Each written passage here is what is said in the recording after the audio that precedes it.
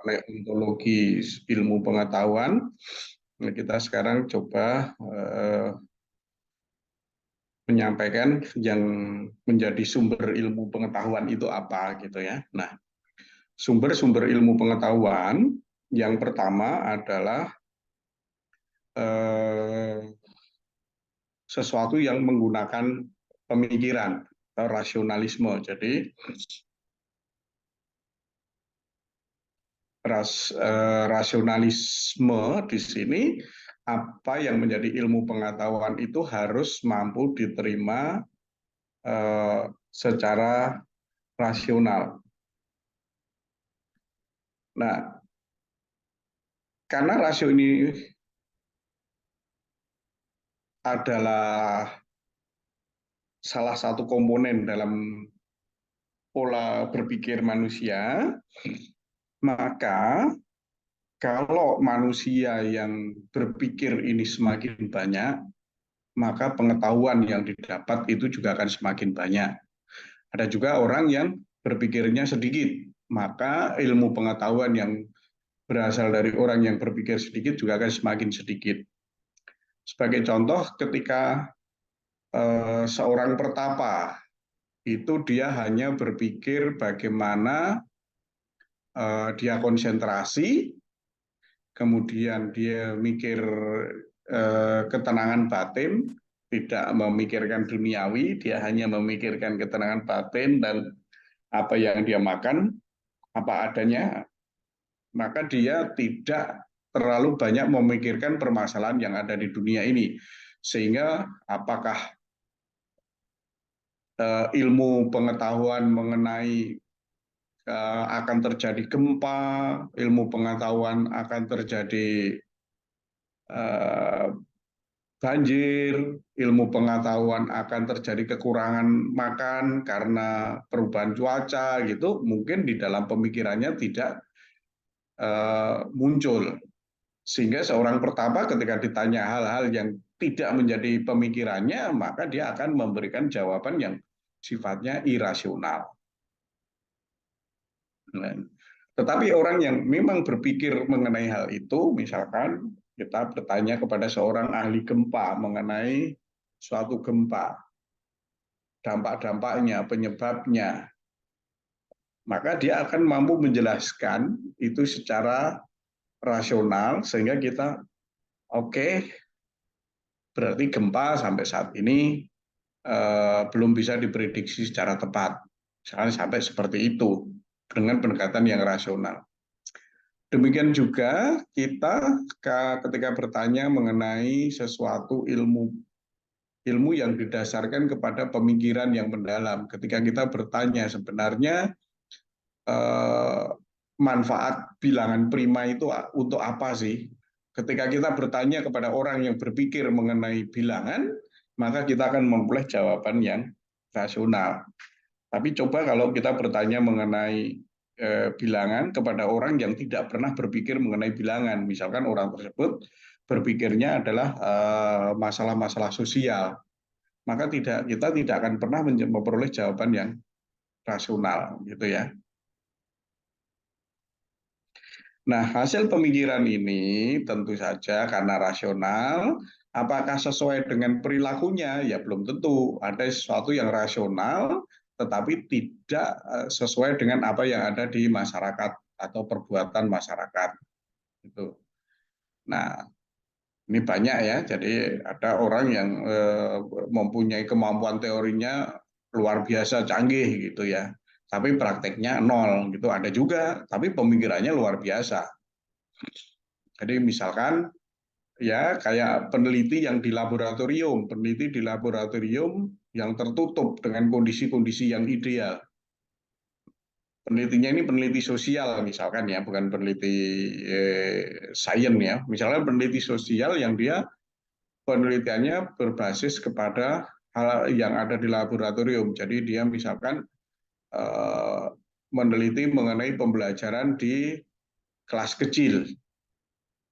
Misalkan seperti itu. Maka dia bisa menarik kesimpulan yang sangat rigid, sangat bagus untuk kelas kecil tersebut. Tapi begitu ilmu ini diterapkan untuk kelas yang besar mungkin tidak cocok. Nah, ini banyak yang terjadi, misalkan kemauan politik, kemauan ekonomi, kemauan kebudayaan, menginginkan suatu masyarakat begini, begini, begini gitu ya. Nah, kemudian didasari kepada teori. Contoh yang paling aktual itu apa ya, keinginan Gubernur NTT kalau nggak salah itu yang menginginkan anak-anak itu masuk jam setengah enam. Nah, anak-anak SMA masuk kelas jam setengah enam. Secara itu kan kemauan politik, kemauan untuk memajukan daerahnya dengan cara lebih cepat, bekerja dengan cara lebih keras. Dia hanya mengandalkan kepada teori, orang yang bekerja lebih keras memberi hasil lebih baik daripada orang yang bekerja biasa-biasa saja. Teorinya seperti itu. Tetapi ketika itu diterapkan bertentangan dengan apa yang ada di masyarakat. Nah, rasionalisme ini juga harus memperhatikan apa yang ada di masyarakat. Kalau di masyarakatnya memang belum bisa diajak berpikir secara rasional, ya harus pelan-pelan menyampaikan pendekatan secara rasional. Misalkan kita menjelaskan mengenai manfaat eh, lampu listrik kepada masyarakat Baduy, misalkan ya kita akan kesulitan untuk menjelaskan karena kalau dengan adanya lampu listrik, maka orang pada waktu malam masih bisa belajar, tidak kemampuan melihat mata segala macam tidak terganggu gitu. Tapi kita mau menjelaskan ini akan kesulitan kepada masyarakat yang memang meyakini kalau malam ya sudah nggak usah ada cahaya misalkan seperti itu. Nah, pengembangan daya rasional ini tergantung kepada proses mental dari orang yang melakukannya. Ketika orang itu mempunyai kemampuan yang tinggi untuk eh, mengendapkan atau memikirkan, jadi ada orang yang mampu berpikir secara intens dalam waktu yang cukup lama dan secara mendalam, tapi ada juga orang yang hanya mampu berpikir itu sebentar dan di permukaan saja. Nah, sehingga untuk hal yang sama, ketika itu didalami oleh dua orang yang beda, bisa memberikan hasil yang sangat berbeda. Nah, karena proses rasional ini kan harus mampu menjembatani antara apa yang ada di pikiran dengan apa yang ada di kenyataan, ya. Yang di kenyataan itu ada faktanya, ada datanya, gitu. Yang di pikiran itu adalah konsepnya. Nah, untuk mensinkronkan antara konsep yang ada di pikiran dengan fakta itu memang sesuatu yang tidak mudah, ya. Jadi misalkan konsepnya rasionalnya negara ini harus memberantas kemiskinan. Konsepnya gimana caranya? Dengan menciptakan lapangan kerja, dengan memberi bantuan sosial, dengan macam-macam. Apakah kalau itu semuanya diterapkan, apakah kemiskinan itu akan tidak ada? Ya nggak mungkin. Karena kriteria definisi kemiskinan itu tidak dipadankan kepada orang yang sudah punya pendapatan sekian itu tidak miskin gitu ya. Tidak berdasarkan kepada acuan norma, acuan patokan, tidak didasarkan kepada patokan. Tetapi yang namanya orang masuk kategori miskin, kategori kaya itu didasarkan kepada acuan normal. Jadi artinya pendapatannya katakanlah punya pendapatan 1 juta, ketika pendapatan rata-rata masyarakatnya itu 1,5 juta, maka yang 1 juta itu tidak akan dikatakan miskin. Tetapi ketika pendapatan per kapita itu 10 juta, dia punya pendapatan 1 juta, maka dia akan dikatakan miskin. Jadi kriteria kemiskinan ini didasarkan kepada kajian teori pada kenyataan yang berbeda di setiap wilayah. Kemudian yang kedua, sumber yang kedua adalah empirisme.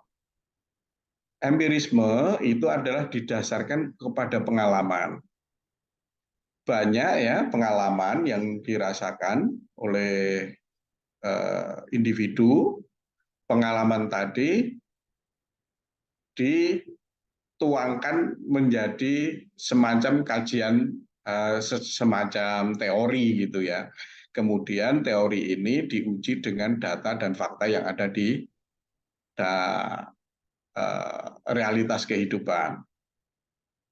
Nah, pengalaman ini juga memberikan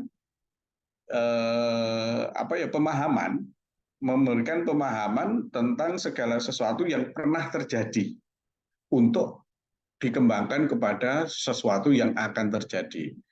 Pengalaman seseorang yang hidup di daerah rawan gempa, kemudian ketika ini dituliskan atau ini diwariskan dalam cara bertutur, maka masyarakat sesudahnya itu akan mengambil manfaat dari pengalaman dari generasi-generasi sebelumnya. Nah, empirisme ini juga suatu proses ya, proses yang tidak berhenti karena pengalaman itu tidak pernah berakhir ya. Nah, pengalaman itu bisa saja seseorang yang mengalami, tapi bisa saja orang lain yang mengalami kemudian dituangkan di dalam suatu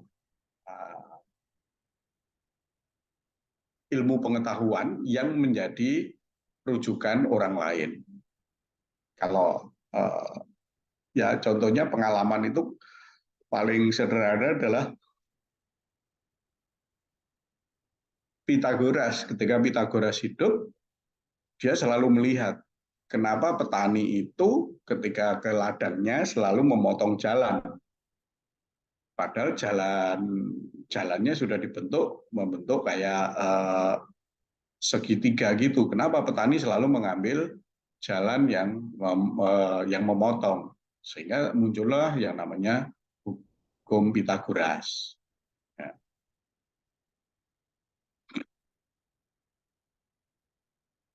Nah, pengalaman itu tentu saja berbeda-beda ya.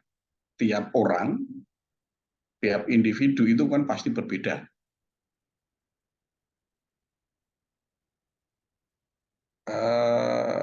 Karena ada orang yang ketika mengalami sesuatu,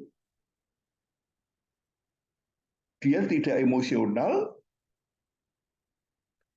dia mengambil ilmu dari pengalaman tadi. Tapi ada juga orang yang karena mengalami sesuatu, ya dia cuma ya sudah biar aja gitu. Habis itu selesai, nggak ada yang tertinggal di dalam pemikirannya. Nah, ada juga pengetahuan itu yang didasarkan kepada, menurut Hopper itu pengalaman indrawi atau pengalaman yang ya, menurut panca indera lah.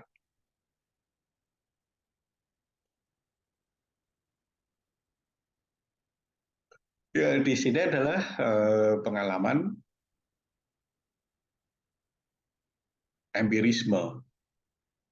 Nah, sesuatu yang dialami oleh panca indera dianggap sebagai suatu pengalaman, pengalaman panca indera. Jadi kalau orang yang punya kemampuan mencium bau dengan sangat sensitif, maka dia bisa menciptakan pengetahuan mengenai ahli bau itu parfum ya, parfum. Kemudian orang yang kalau di Jawa Tengah itu ada orang yang spesial dia mencium bau tembakau, sehingga dari situ muncul teori mengenai kalau baunya begini kandungan nikotinnya sekian, kalau baunya seperti ini maka kandungan zat yang membuat bau spesifik itu sekian gitu ya. Nah, ini pengetahuan ini kalau tidak dituliskan atau tidak disebarluaskan maka akan hilang bersamaan dengan yang bersangkutan kalau yang bersangkutan meninggal. Nah, ini bedanya di Indonesia dengan yang di negara-negara barat ataupun negara Asia Timur ya. Kalau di negara barat atau Asia Timur itu ada kecenderungan pengalaman panca indera individu itu dituliskan untuk disebarluaskan. Sementara kalau di Indonesia pengetahuan ini cenderung dimiliki secara eksklusif oleh orang tersebut dan tidak disebarluaskan. Nah, kenapa begitu? Ya karena memang dasar kulturnya yang berbeda. Kalau di negara-negara barat atau Asia Timur itu dengan menyebarluaskan pengetahuan, maka dia berpikir dia punya peran terhadap kehidupan ini. Sementara kalau di Indonesia ada kecenderungan ketika orang mempunyai keahlian tertentu, dia akan berusaha eksklusif dan menikmati keahliannya itu dan berharap orang lain tidak menikmati keahliannya itu. Nah, inilah sebenarnya kita juga ada kecenderungan sangat individu. Nah, kelemahan dari ilmu pengetahuan yang didasarkan di dalam pengamatan indera, panca indera, itu yang pertama, indera itu kan terbatas. Ya, misalkan mata, kalau objeknya itu makin jauh, objeknya itu makin besar gitu, maka mata juga akan mengalami kesulitan untuk mengamati. Sehingga pembahasan orang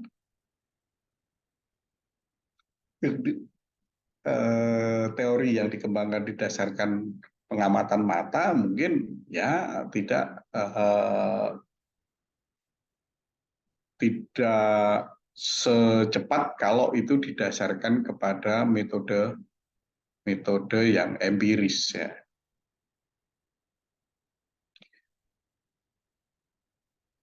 Kemudian juga yang kedua, indera ini kadang-kadang tertipu ya. Karena ketika misalkan lidah ya, ketika kita sakit yang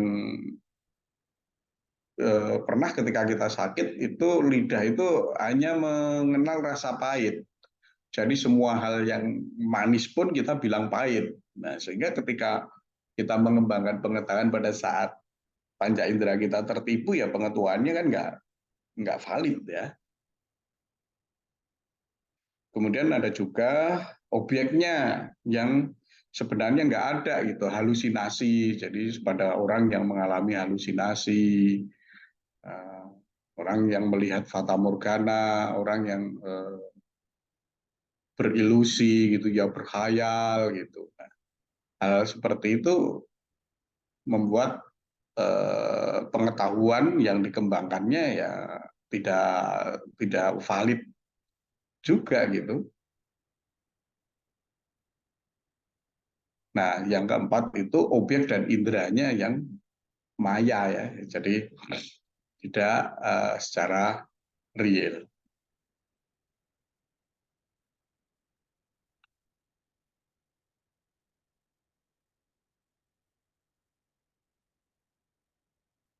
Setelah didasarkan kepada indrawi, panca indera, yang kedua pengetahuan yang didasarkan kepada penalaran atau reasoning. Nah, dengan cara memanfaatkan otak dengan membenturkan sesuatu, misalkan kalau ini begini, kalau itu begini. Nah, kalau kita kontradiksikan bagaimana, misalkan gitu ya, dengan membenturkan konsep ya, itu tidak realitas ya. Kalau realitas dibenturkan kan timbul gejolak sosial gitu.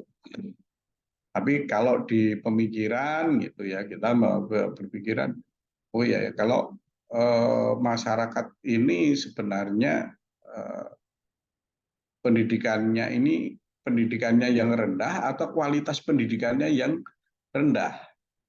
Nah, kemudian ketika kita membenturkan ini di masyarakat bahwa kita bilang Anda itu pendidikannya rendah gitu, timbul gejolak gitu ya. Tapi ketika ada di pemikiran ini yang membuat tidak berkualitas ini pendidikannya yang rendah atau kualitas pendidikannya yang rendah dan dikaji di dalam pemikiran sehingga nanti sampai kepada kesimpulan dengan mengumpulkan data, menguji hipotesis, dan seterusnya. Ya. Nah, dengan kita membenturkan atau mencari kontradiksi, maka akan timbul pengetahuan baru. Jadi kalau di matematika kita kenal bukti dengan kontradiksi, bukti dengan mencari ketidakbenarannya. Ya, dengan kontradiksi inilah kita menemukan cara-cara yang tidak biasa.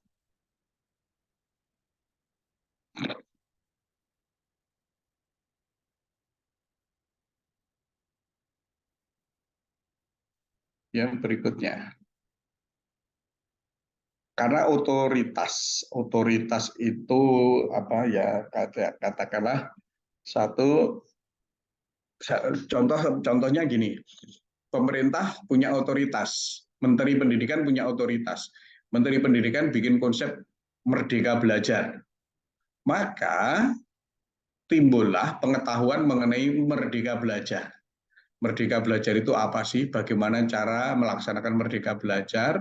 Apa manfaat Merdeka Belajar? Apa tujuan Merdeka Belajar? Itu muncul karena ada otoritas yang mendrive ya, memaksa orang untuk memunculkan pengetahuan mengenai itu. Jadi ketika seseorang itu mempunyai otoritas, bisa orang tersebut melahirkan pengetahuan yang baru.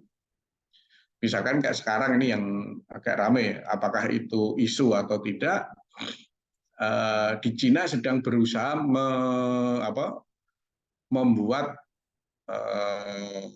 tuntunan Islam ala Cina, tuh ya, sedang membuat aturan tuntunan Islam cara Cina.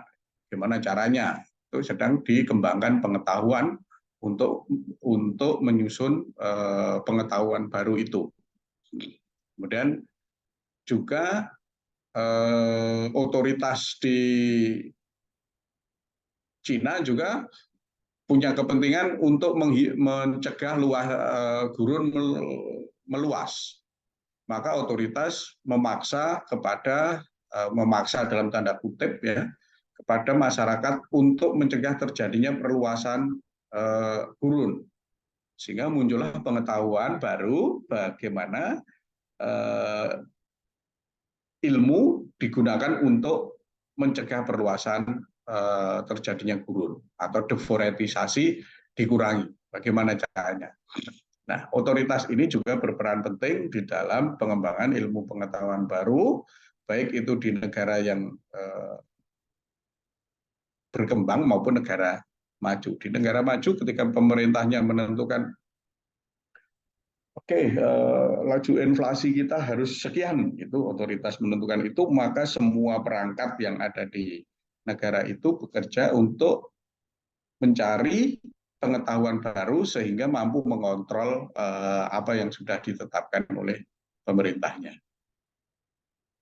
Nah, ada juga pengetahuan itu yang lahir karena institusi. Institusi ini seperti apa? Misalkan kita punya LIPI, Lembaga Pengetahuan Ilmu Pengetahuan Indonesia, yang sekarang jadi BRIN, sehingga dari institusi ini lahir kajian teori mengenai LIPI konsentrasi mengenai apa? Mengenai misalkan penyakit dampak kekurangan gizi di masyarakat. Maka akan lahir ilmu-ilmu yang berkaitan dengan dampak kekurangan gizi. Ya, nah tentu saja institusi ini juga butuh proses yang panjang. Kalau di Indonesia yang contoh yang lain itu adalah Departemen Pertanian itu punya lembaga pengembangan benih. Maka di lembaga ini berkembanglah ilmu pengetahuan bagaimana mengembangkan benih tumbuhan untuk mencukupi kebutuhan manusia. Seperti itu. Nah, ada juga yang mengatakan pengetahuan itu dari intuisi ya, dari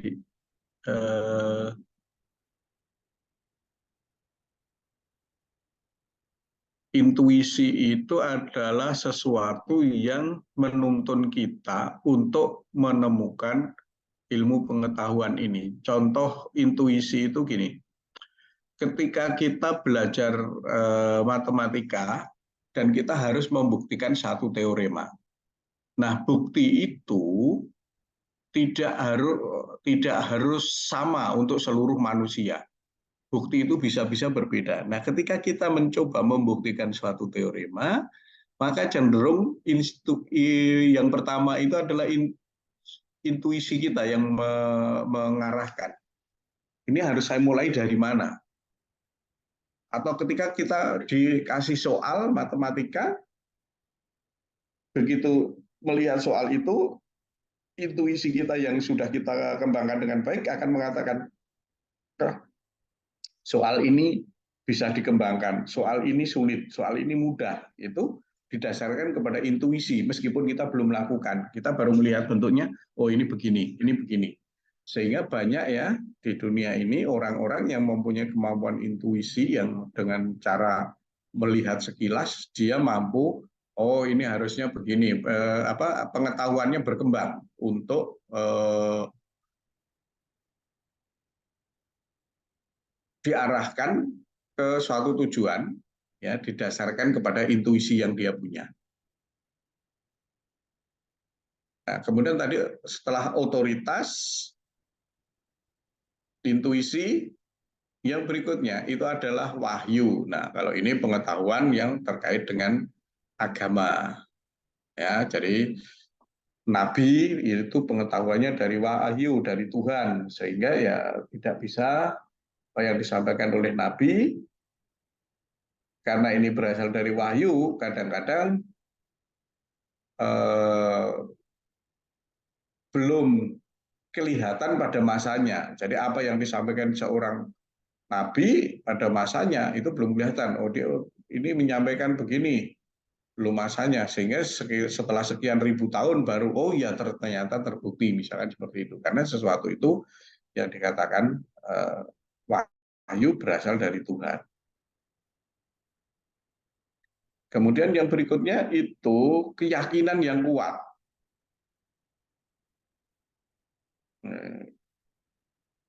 Keyakinan yang kuat ini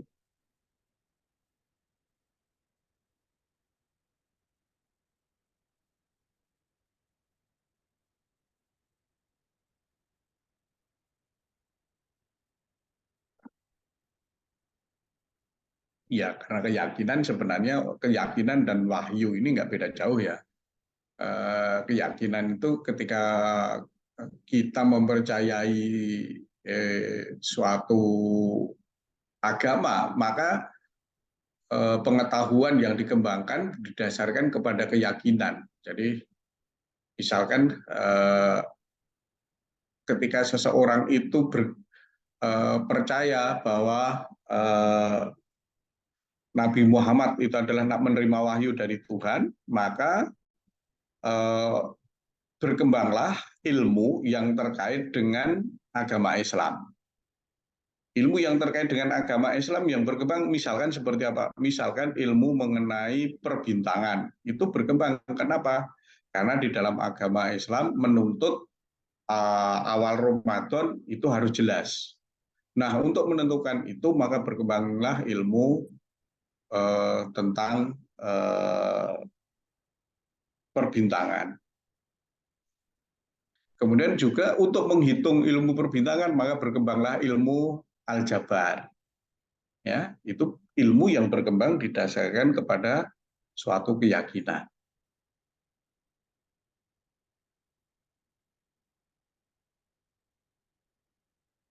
Oke, untuk tugas coba apa bedanya logis dan rasional? Persamaan dan perbedaan. Ya, ini tugasnya. Anda cari perbedaan dan persamaan logis dan rasional. Apakah yang logis itu pasti rasional? Apakah yang rasional pasti logis? Ya. Sampai di sini Anda pertanyaan?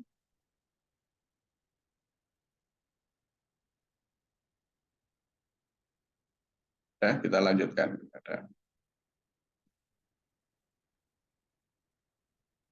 Nah, selanjutnya kita membicarakan kalau kemarin itu kan ilmu pengetahuan itu ada dua, yaitu ilmu pengetahuan mengenai alam dan ilmu pengetahuan mengenai manusia.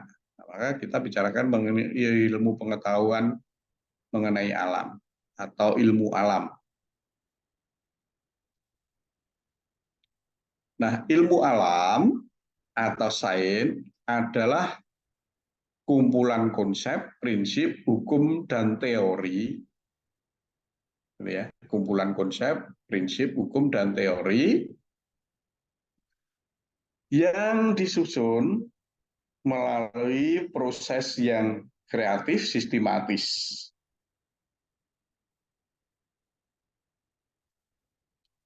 Melalui proses yang sistematis dan berkelanjutan. Nah, pengetahuan yang dikembangkan ini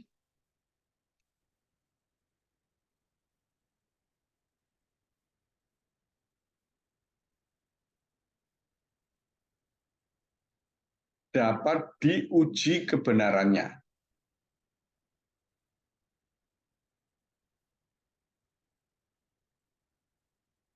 Nah, untuk menguji kebenaran ini, kenapa? Karena ada rasa ingin tahu, curiosity. Ada ketegaran hati bahwa, oh iya ini benar nih. Jadi kita tidak boleh emosi ketika suatu ilmu pengetahuan diuji. Kemudian ada juga yang dibutuhkan itu adalah tekun. Tidak ada orang yang hidup di dalam dunia ilmu pengetahuan itu yang nggak tekun, ya harus tekun. Karena kalau nggak tekun, dia tidak akan melihat apa-apa. Ya, jadi seorang ahli ilmu itu pasti orangnya tekun.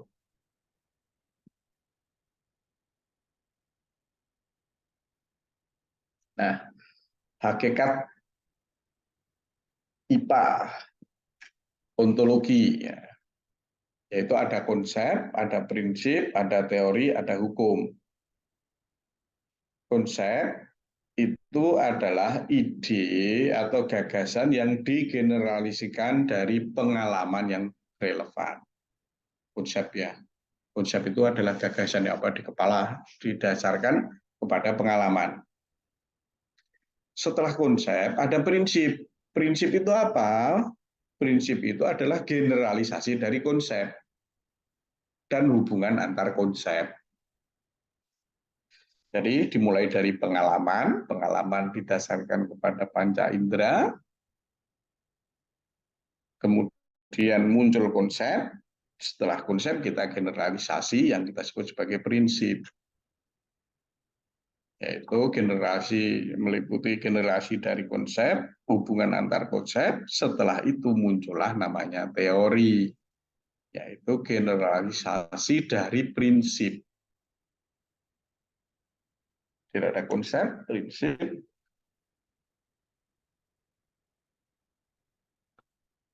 Nah, kalau di matematika kan ada yang namanya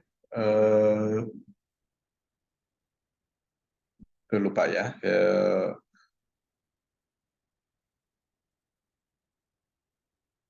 per, eh, saya lupa istilahnya, yang mengatakan bilangan asli itu mempunyai bilangan terkecil. Itu kan bukan definisi, itu adalah konsep. Nah, dari situ muncul yang namanya sifat trikotomi, misalkan gitu ya. Urutan bilangan. Jadi kalau ada dua bilangan asli, maka keduanya selalu bisa dibandingkan. Kemudian muncul teorinya. Setelah teori, muncul aturan-aturannya atau hukum-hukum yang berisi pemikiran yang lebih umum.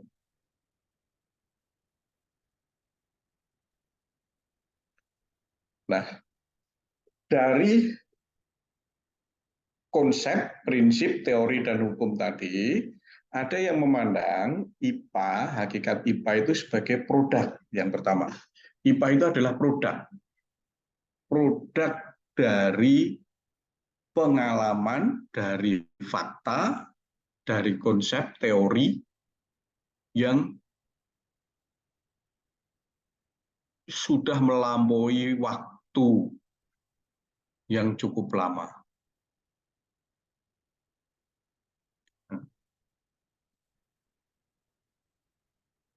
Jadi dasarnya adalah fakta gitu ya, ada fakta, ada data, ada fakta, ada data, terus dibuat konsep, prinsip, teori. Dari itu kemudian dari fakta, data, konsep, prinsip, teori digeneralisir berdasarkan fakta tadi menjadi ilmu pengetahuan alam yang kita lihat seperti saat ini.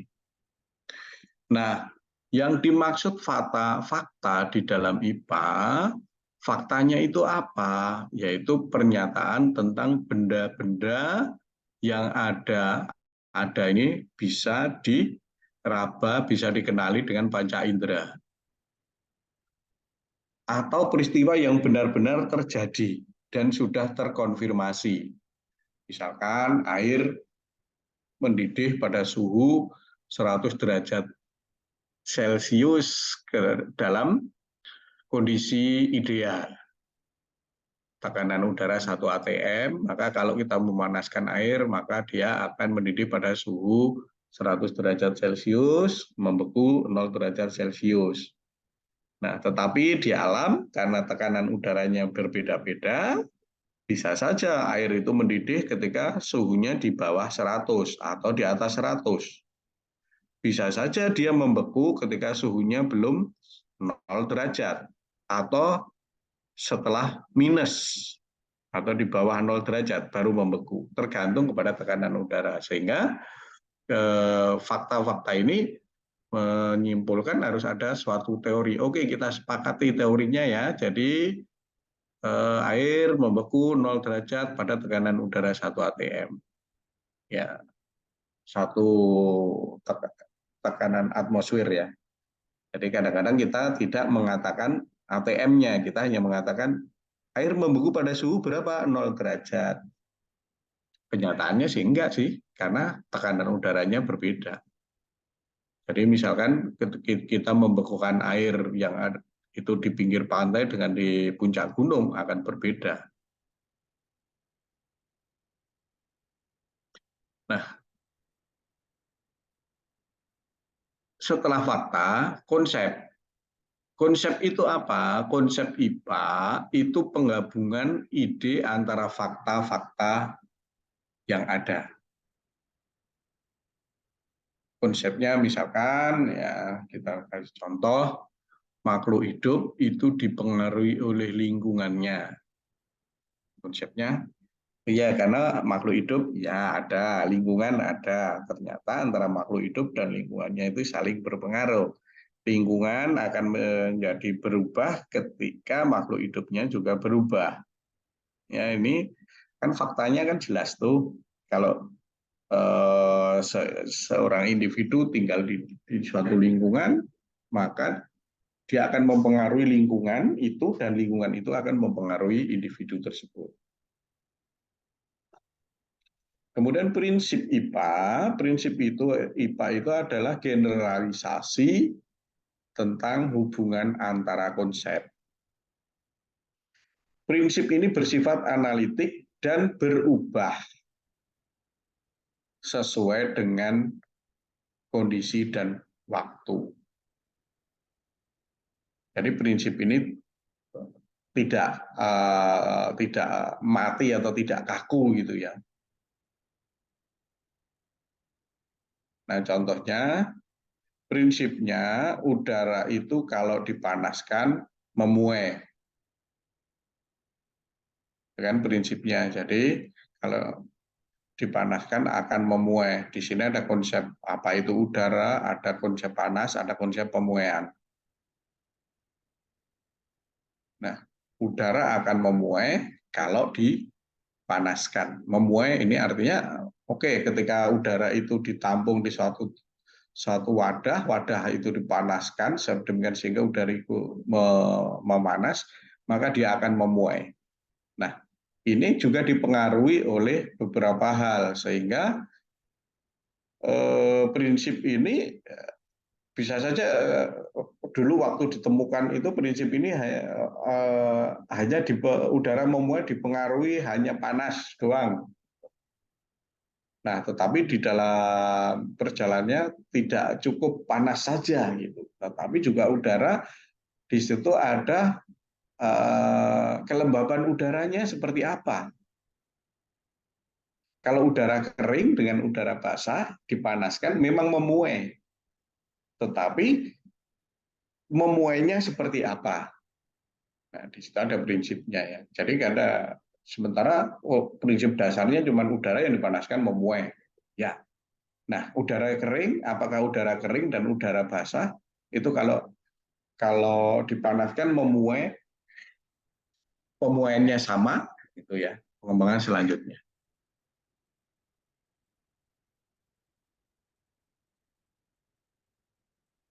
Kemudian yang berikutnya adalah hukum alam. Hukum ini sifatnya lebih permanen ya.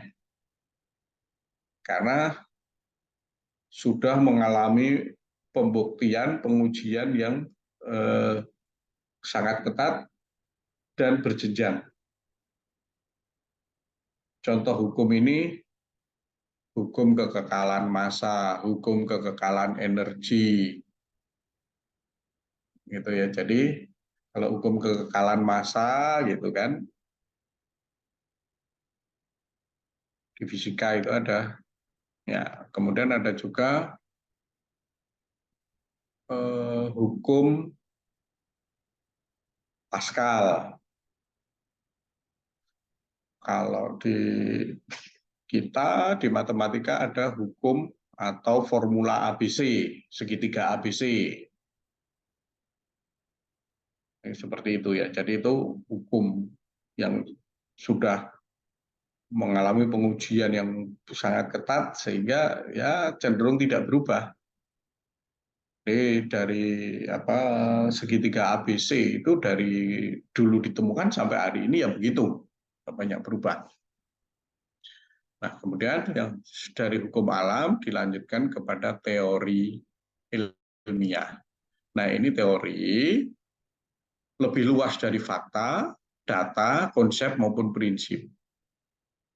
Ya, lebih luas dari itu. Tapi ada hubungan antara fakta, data, konsep, dan prinsip. Nah, teori ini juga tidak bersifat kaku dan kekal. Karena teori akan berubah kalau ditemukan sesuatu atau bukti-bukti baru yang bertentangan dengan teori tersebut. Itu ya, akan ada teori yang mengatakan air itu berasal dari pecahan meteor. Teorinya seperti itu. Nah, nanti kalau ada yang menemukan enggak, air itu enggak berasal dari pecahan meteor, benturan meteor dengan udara. Bukan, karena air itu tercipta karena adanya percampuran kimia antara zat-zat yang ada di alam ini. Misalkan seperti itu ya. Jadi teori itu bisa berubah sesuai dengan berjalannya waktu dan ditemukannya teori baru.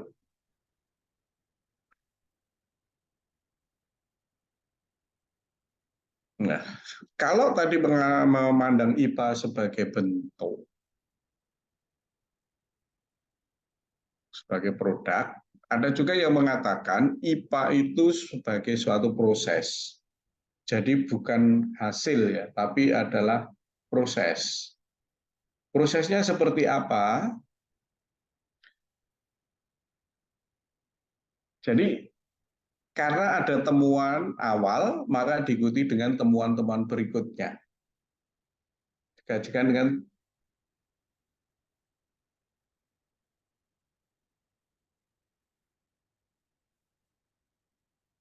jadi teori baru dikembangkan berdasarkan teori yang lama. Sampai kapan? Ya nggak tahu. Jadi ini terus berkembang terus. Jadi karena berkembang terus, tidak akan pernah berhenti, maka dikatakan IPA ini sebagai proses, gitu ya, karena nggak berhenti.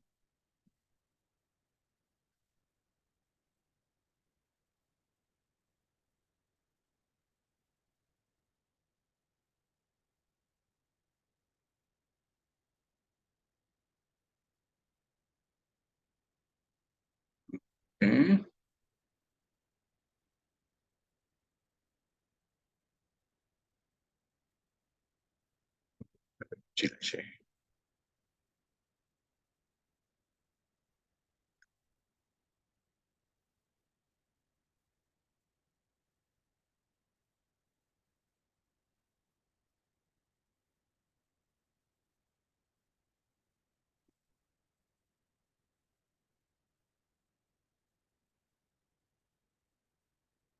Nah, karena IPA itu suatu proses, maka dia melalui suatu mekanisme proses. Proses itu karena proses, maka ada mekanisme yang dilalui. Mekanismenya seperti apa? Yang pertama, itu melakukan pengamatan. Ya, ini yang munculnya nanti ketika Anda melakukan semacam kayak nulis skripsi ya. Nulis skripsi itu adalah proses eh, menemukan ilmu. Itu pertama, Anda melakukan pengamatan atau membaca mengenai teori-teori yang sebelumnya. Itu pengamatan, itu membaca mengenai teori sebelumnya. Kemudian setelah pengamatan, Anda mempunyai dugaan atau prediksi. Prediksi inilah yang akan kita uji, benar enggaknya. Kemudian dari prediksi muncul namanya interpretasi. Kalau begini apa artinya? Kalau M sama dengan 20 apa artinya? Misalkan gitu ya. Oh ini uh, usia harapan hidupnya 70. Apa artinya? Gitu ya. Jadi ada interpretasi. Setelah interpretasi inilah kita akan melakukan merencanakan eksperimen percobaan. Ya, tentu saja di sini dalam melakukan eksperimen harus memenuhi kaidah-kaidah yang ada, yaitu misalkan eh, permasalahannya apa sih, hipotesisnya apa, bahannya apa, waktunya kapan, di mana, dan seterusnya. Ya, prinsipnya 5W1H. Nah, kemudian ketika yang berikutnya setelah merencanakan, kita mengendalikan variabel yang ada itu dengan variabel yang diukur, variabel mana variabel bebas, mana variabel tidak bebas, variabel kontrolnya mana, variabel bebasnya mana, itu kita harus mulai menentukan. Selanjutnya kita lakukan uji hipotesis. Dan yang terakhir adalah kesimpulan. Ini benar-benar seperti yang dilakukan kalau Anda misalkan melakukan penelitian kuantitatif. Hanya ada orang yang mengatakan penelitian kuantitatif itu penelitian yang sangat kuat. Karena kenapa? Karena melalui tahapan-tahapan yang sangat rigid dan menggunakan alat-alat yang sangat akurat. Beda dengan penelitian kualitatif. Penelitian kualitatif tidak sekuat penelitian kuantitatif. Ada yang mengatakan seperti itu. Nah, tetapi sebagai pengembangan ilmu, ya kita harus melalui tahap-tahap ini. Pengamatan dulu, prediksi, interpretasi, perencanaan penelitian, uji hipotesis, baru narik kesimpulan.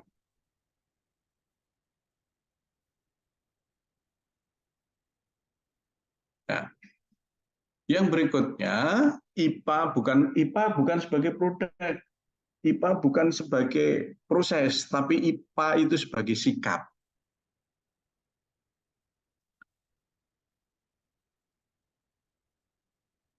Nah, sikap itu adalah cara yang diambil untuk mencapai hasil yang diharapkan. Sikap ini yang kita sebut sebagai sikap ilmiah. Nah, ada yang mengatakan IPA itu ya bagaimana orang bersikap.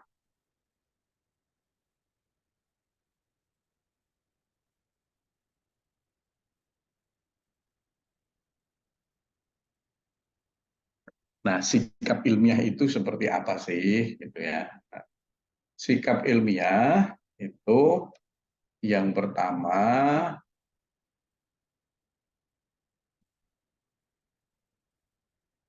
ada rasa ingin tahu.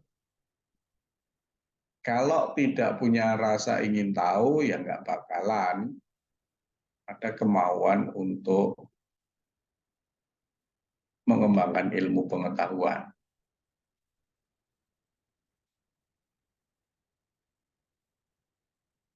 Itu ya, yang itu prinsip pertama ini ya rasa ingin tahu. Jadi kalau curiosity ini tidak dikembangkan, ya ilmu berhenti. Makanya ketika terjadi misalnya terjadi gempa ya muncul sifat ingin tahu kenapa sih ada gempa. Tapi ada juga orang yang tertariknya bukan pada penyebab gempa, tapi dia tertariknya kepada dampak gempa. Setelah gempa bagaimana sih? Maka berkembanglah ilmu pasca gempa. Tapi ada juga ilmu yang orang yang penasaran dengan waktu kapan gempa akan terjadi. Maka berkembanglah ilmu mengenai eh, dugaan atau prediksi ramalan gempa, misalkan gitu. Nah, kemudian yang mengamati mengenai ternyata gempa ini membuat eh, kehidupan tidak mudah. Nah, bagaimana supaya setelah terjadi gempa kehidupan tidak terpengaruh terlalu parah? Maka berkembanglah mengenai ilmu sosial terkait dengan gempa. Contoh yang kayak di Cianjur ya, Cianjur ada gempa, maka eh, berkembanglah pengetahuan mengenai oh ya ternyata di Cianjur itu ada jalur gempa. Terus sampai mana nih jalur gempanya? Maka dikembangkan terus sampai ketahuan nanti mudah-mudahan nggak sampai daerah yang padat penduduk. Kalau terjadi ini melewati daerah yang padat penduduk, berarti penduduk harus diungsikan nih, dipindah dari satu wilayah. Kemudian yang berikutnya adalah karena ada rasa penasaran ya, rasa penasaran untuk memperoleh sesuatu yang baru. Rasa penasaran ini kan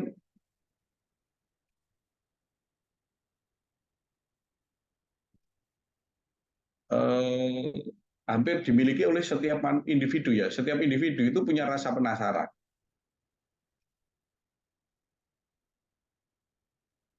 Cuma seberapa jauh individu tersebut mampu memanage rasa penasaran tadi, mengontrol.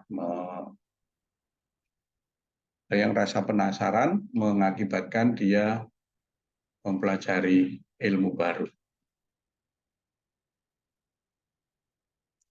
Nah, kemudian pada pengembangan ilmu, sikap ilmiah ini juga dituntut kerjasama. Tidak mungkin satu ilmu dikembangkan sendiri, dia yakini sendiri, ya ilmu itu pasti berhenti. Selama ini ilmu itu dikembangkan bersama-sama dengan orang-orang yang setipe, tertarik, ketertarikan sama.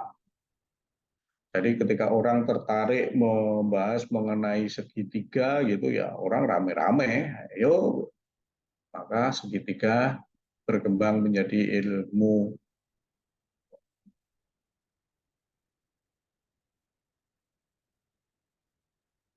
yang cukup menarik banyak orang. Kemudian ada juga ini akan terjadi kalau Anda mengalami menulis skripsi, rasa putus asa. Karena kalau kita berniat mengembangkan ilmu, mudah putus asa, ya nggak bakalan ada ilmu yang kita kembangkan. Karena memang kita bekerja melihat mencari sesuatu yang kita sendiri kadang-kadang bingung yang kita cari itu apa. Itu. Jadi keputusasaannya karena memang kita tidak tahu yang kita cari itu apa. Mulai dari mana. Gitu ya. Kemudian juga sikap-sikap yang lain, sikap tidak berprasangka ini dugaan ya, tapi dugaannya berprasangka itu kan dugaan tapi subjektif ya. Wah ini jangan-jangan begini nih, kita baru mempelajari pemuaian benda, pemuaian batu, misalnya batu bisa memuai, terus kita berprasangka jangan-jangan ada setannya ini, ada jinnya ini, nah kayak gitu ya nggak nyambung nanti. Dan ada juga ya sikap-sikap yang lain. Sikap yang terutama adalah sikap berpikir bebas dan disiplin.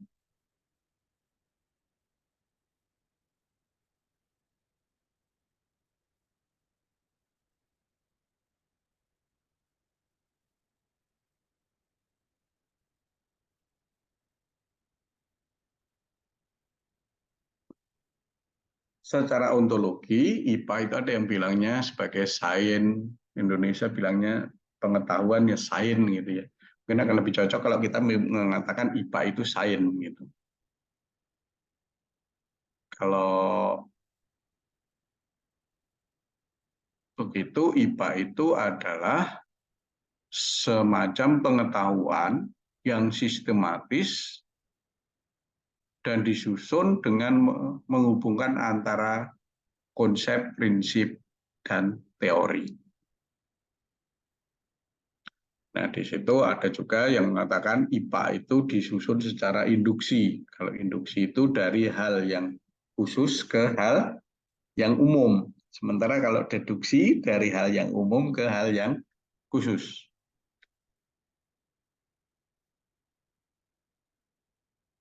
Secara ontologi sih. Oke.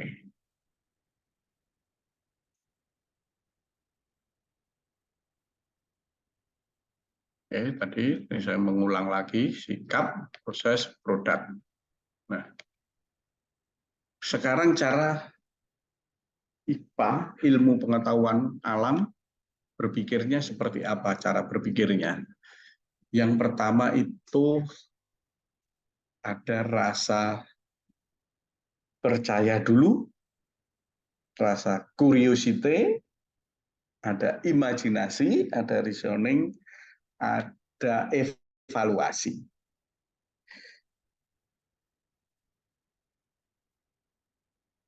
Benar.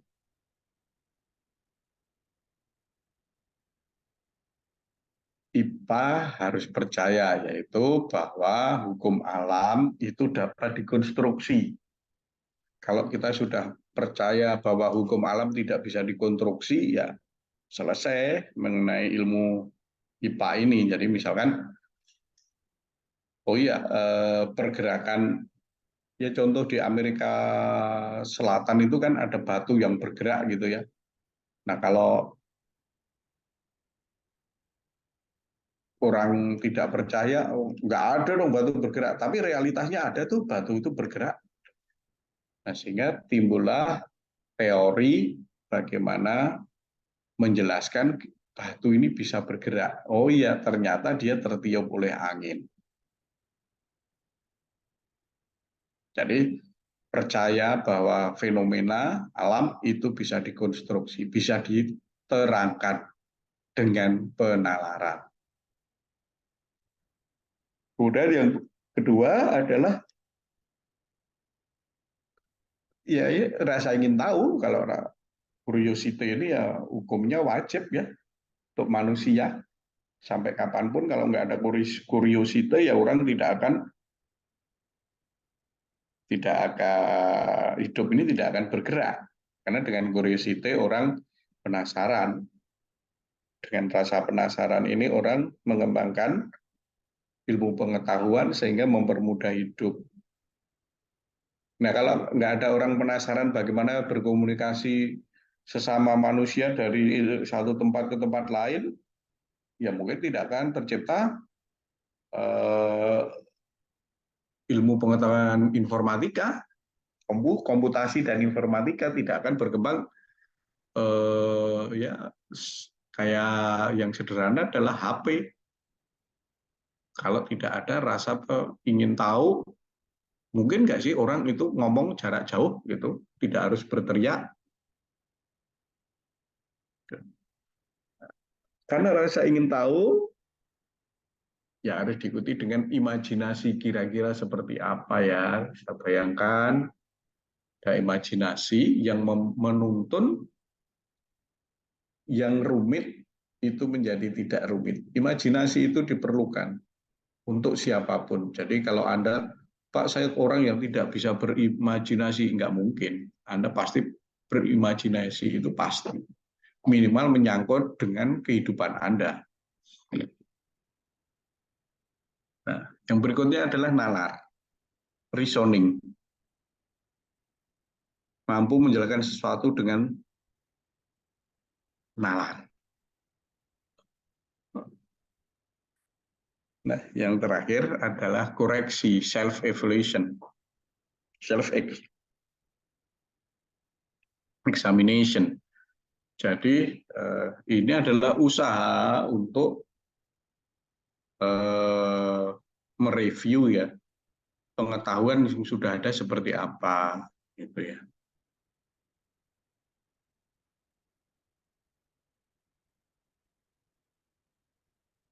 Oke. Nah, IPA dikembangkan dengan cara seperti apa? Dikembangkan dengan observasi, pengamatannya, kemudian dengan eksperimen,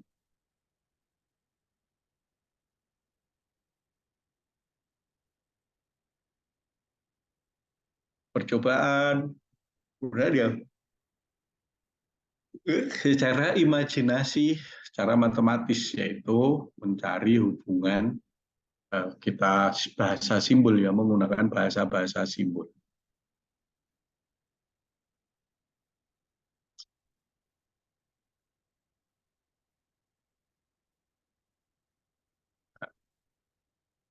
IPA itu terdiri dari objek-objeknya itu semua yang bisa ditangkap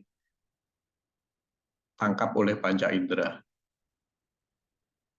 Bisa juga suatu kejadian, yaitu kejadian terjadi gempa, kejadian jatuh meteor, misalkan gitu ya.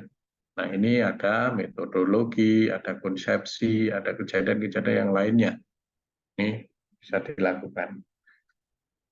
Kemudian disusun dengan cara metodologi. Kalau saya simpulkan, ini. Ya, IPA, kaitannya IPA itu ya. Ada IPA, ilmu dasar, sains, ya.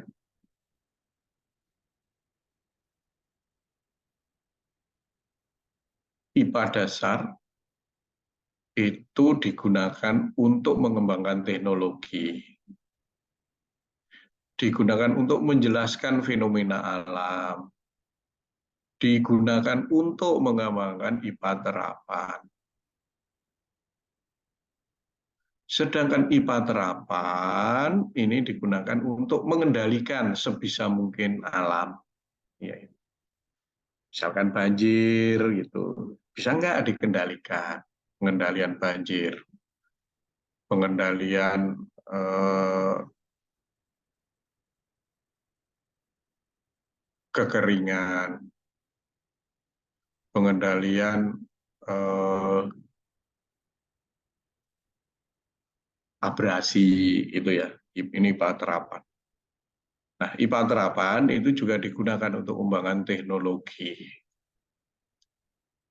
Nah, sedangkan teknologi ini digunakan untuk membuat alat untuk mengontrol alam.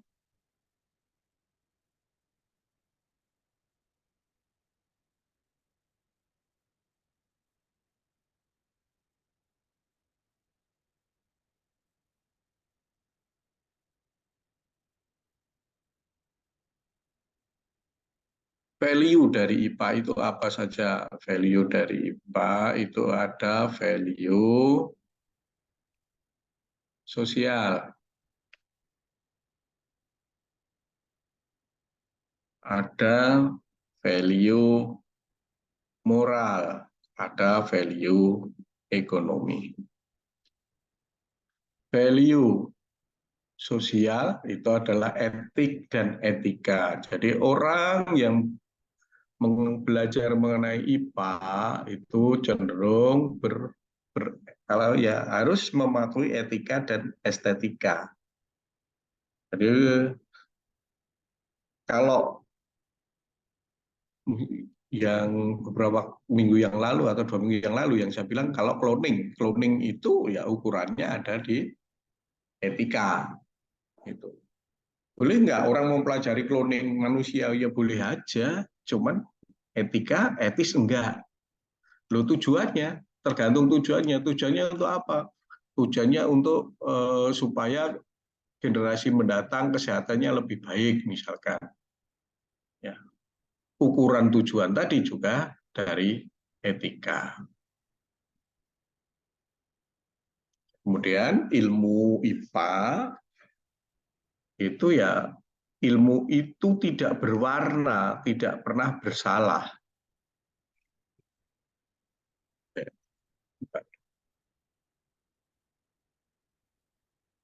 Ya, salah gimana?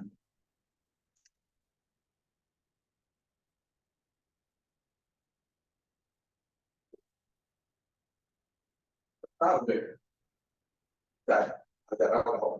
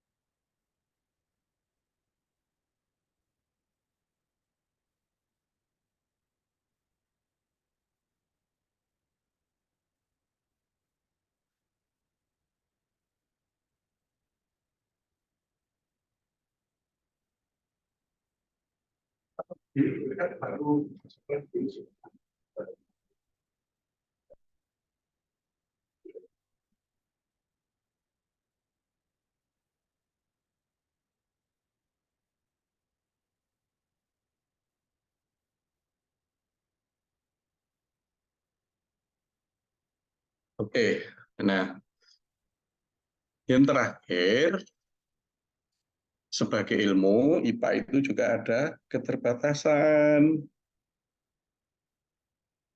Jadi tidak bisa orang belajar IPA terus menguji Tuhan gitu ya. Jadi kan ada itu harusnya nggak begini nih, harusnya nggak begini nih. Nggak lah, ada keterbatasan. Dan yang berikutnya, IPA juga tidak dapat menjangkau objek itu secara sempurna. Itu kalau sempurna langsung berhenti dong ilmunya. Enggak lah, bertahap-tahap lah, tahap-tahap gitu. Kemudian juga harus berpegang teguh pada dibatasi pada etika dan tata krama. Tidak berarti terus kalau IPA tidak dibatasi etika dan tata krama ya rusaklah gitu ya. Terus ada itu. Oke, untuk tugas tambahannya adalah apa yang dimaksud benar dari sudut pandang filsafat. Jadi ada dua ya tugas hari ini. Tadi rasional dan logis sama kebenaran. Oke, saya kira itu saja dulu untuk kuliah hari ini. Nanti kita lanjutkan minggu depan. Atau sebelum saya tutup ada pertanyaan? Tidak ada, Pak.